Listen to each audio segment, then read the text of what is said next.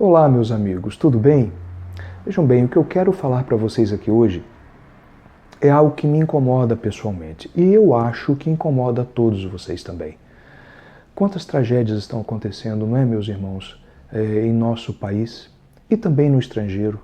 Nós estamos vivendo tempos trágicos? Eu acho que sim, podemos afirmar, eu sei, uma afirmação tão genérica, mas quantas tragédias? Quantas tragédias, quanta maldade, quanta perversidade, quanto terror nós temos sentido, não é? Quanta compaixão também diante de tantas maldades e tantas mortes gratuitas. Mas a pergunta é: como sobreviver emocionalmente aos impactos de tanta perversidade humana, de tanto terror trágico, de tantos dramas trágicos que vivemos ultimamente? Nós temos que voltar para os clássicos, meus caros amigos. E duas lições eu gostaria de deixar aqui com a ajuda de Deus neste vídeo. A primeira, a importância dos clássicos na nossa vida, que pode parecer não ter, mas em temas tão profundos como este, terá. E depois, como nós podemos lidar com as tragédias. Infelizmente, temos que evitá-las e lutar contra elas, em nós e nos nossos irmãos, mas uma vez que elas acontecem, como lidar com elas? Então são essas duas questões que eu queria trazer aqui. A importância dos clássicos para a nossa vida, de como devemos voltar aos clássicos. Por que os clássicos são chamados de humanidades? Por que a literatura clássica é chamada de humanidade? Por que ela nos eleva? Por que ela nos melhora? Por que ela retira aquilo que há de melhor em nós, que está só em potência? E como nós podemos lidar especialmente com a tragédia, com esse fenômeno humano chamado tragédia, depois que ela ocorre. E não é uma pergunta sem sentido. Eu acho que a primeira ação de qualquer pessoa que está diante de uma tragédia terrível é se diluir emocionalmente, é não sustentar-se, né? Ficar em cacos, se desmanchar, não se sustentar emocionalmente. Tal é o terror, o susto, o impacto que nos traz uma tragédia, como fere o nosso coração humano, uma tragédia de proporções assim inigualáveis. Mas Aristóteles, e aqui eu já quero retornar aos clássicos, Aristóteles diz que uma tragédia é sempre indesejada. Mas uma vez que ela ocorre, ela tem um sentido para a vida humana. E sabendo desse sentido, nós temos como, da tragédia, nos elevar, nos tornar humanos mais dignos. Segundo Aristóteles, a tragédia tem uma finalidade própria, que é de purificar duas emoções que nós temos e que são elas se despertam em nós, ou são despertadas em nós com a tragédia, com uma tragédia. Essa tragédia pode ser escrita ou ela pode acontecer na vida concreta. Duas grandes emoções que se soltam de dentro de nós quando nós estamos diante de uma tragédia. Primeiro, a emoção do terror, do susto, do terror, do grotesco. Quer dizer, nós ficamos aterrorizados com uma tragédia muito perversa e desumana. E depois, a piedade. Nós temos compaixão por aquele que vive a tragédia, que está no centro do furacão. Terror e piedade são duas emoções humanas que precisam de purificação.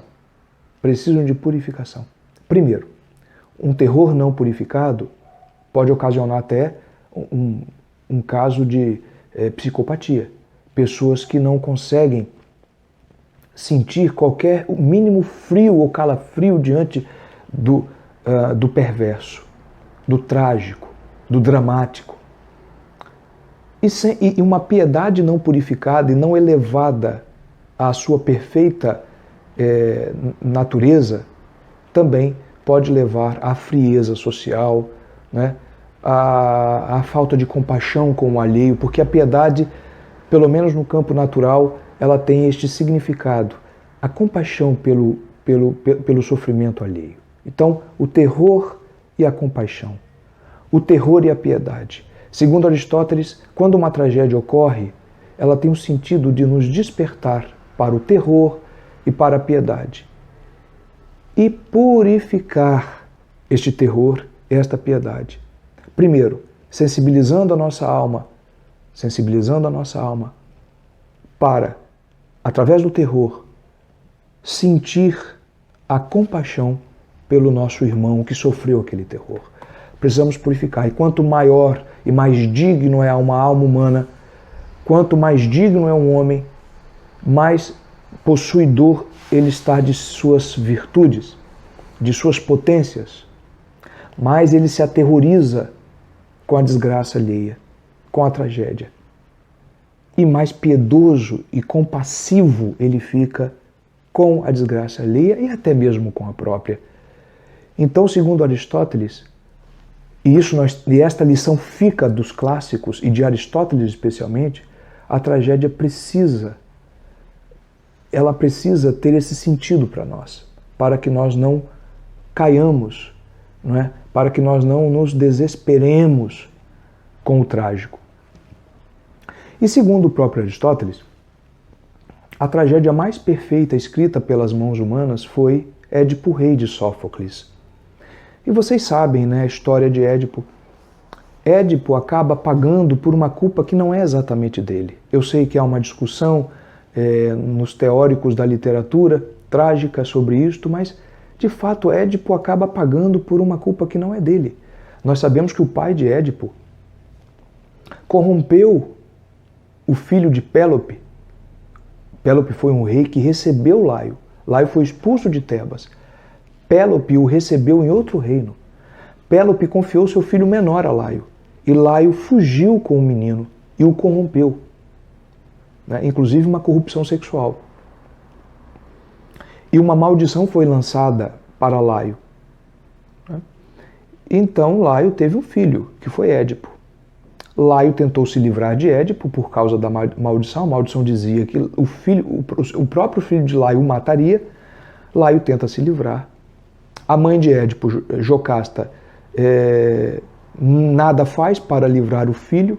Foi de uma condescendência criminosa. Né? Mas Édipo é salvo por um pastor. Ele é levado para um monte chamado Cíteron, é salvo. E ele volta para Tebas. Mas no meio do caminho ele mata um senhor e depois ele descobre que era o próprio pai, Laio. E depois ele descobre que se casa com a própria mãe, Jocasta, e com Jocasta tem 4 filhos. É claro, a tragédia não para por aí, porque depois vai acontecer uma tragédia também com os filhos, encabeçada por Antígona. Mas vejam, eu quero ficar aqui em Édipo Rei, porque Aristóteles se refere a ele especificamente, a esta tragédia específica. Muito curioso, porque Édipo, o que há de trágico, o que há de terror aí nessa tragédia, fazendo um resumo, é que Édipo descobre que matou o próprio pai, casou com a própria mãe. E os seus filhos são seus irmãos. Um crime grave, um crime e uma ação imoral gravíssima. E ele sente profundo terror por isso. Ele também sente o terror. E nós, leitores, também sentimos. Ao mesmo tempo, ele é um homem que tem algumas virtudes. Primeiro, ele persegue a verdade até o fim.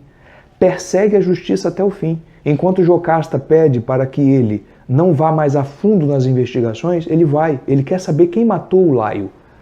Porque ele precisa salvar Tebas. Né? Os deuses gregos prometeram que Tebas seria salva das desgraças e infortúnios se o assassino de Laio fosse morto. Ele não sabia que ele era o assassino de Laio. E ele foi até o fim. Ele buscou a verdade. E quando ele descobriu a verdade, ele se puniu para o bem comum. Ele se puniu. E aqui eu não quero contar muito detalhadamente como é o final, porque eu peço que vocês todos leiam uma peça magnífica, uma peça trágica, uma poesia trágica magnífica, que esses dois elementos estão de maneira muito profunda. E o terror, não é?